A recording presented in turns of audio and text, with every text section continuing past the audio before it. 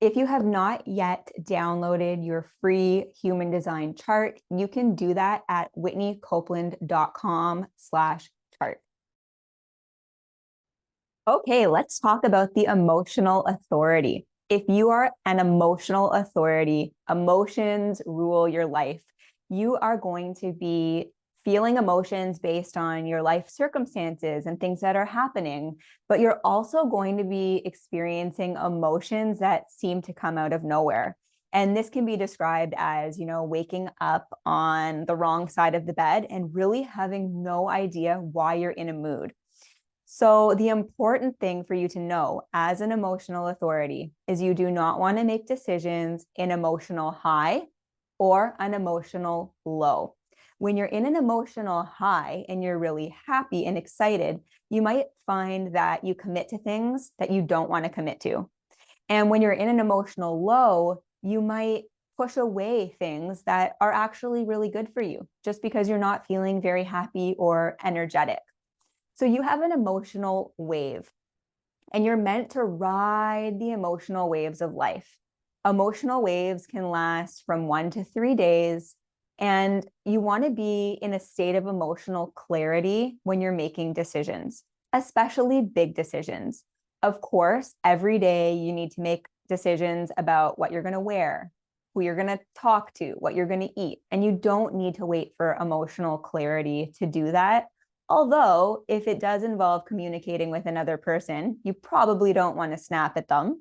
So, waiting for some level of emotional clarity is always good. And even when responding to emails, if something is really triggering that you're reading in an email, you might want to give yourself a little space before responding. So, I'm going to share with you a few steps about how to make your best decisions. So, step number one is when you are faced with a decision, you're looking for emotional clarity. If you have an emotional reaction, you want to wait that out. So, anywhere from 1 to 3 days. If you're making big decisions, always take that time and check in with yourself throughout that period to see, is your decision remaining consistent? Are you emotionally clear? The second step is to tune in with your body. Once you have your answer, make sure that it feels right to you, and then proceed.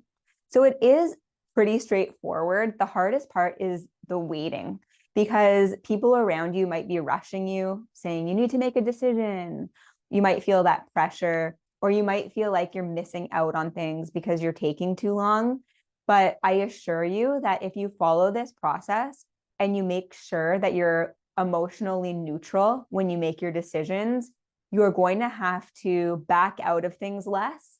When you commit to something and then you're like, ooh, I'm in this now, and it feels really hard to get out of, that is what I'm talking about. You're going to have less of that in your life where you feel like you've made commitments that you don't want to keep. And you are going to find yourself really happy with more of your decisions, really reaping the benefits of your decisions and living a more aligned life. So, emotional authorities, ride your emotional wave, allow your feelings. Your feelings are healthy, your feelings are normal, and they will pass, especially if you allow them. Oftentimes, we judge our emotions, we wish them away, we try and mine our brains to find an answer for why we feel a certain way. If you can let all that go and just be like, oh, I feel this way today. I'm going to nurture myself. I'm going to care for myself when I'm feeling low. I'm going to really enjoy my highs, but I'm not going to make decisions until I'm in emotional clarity.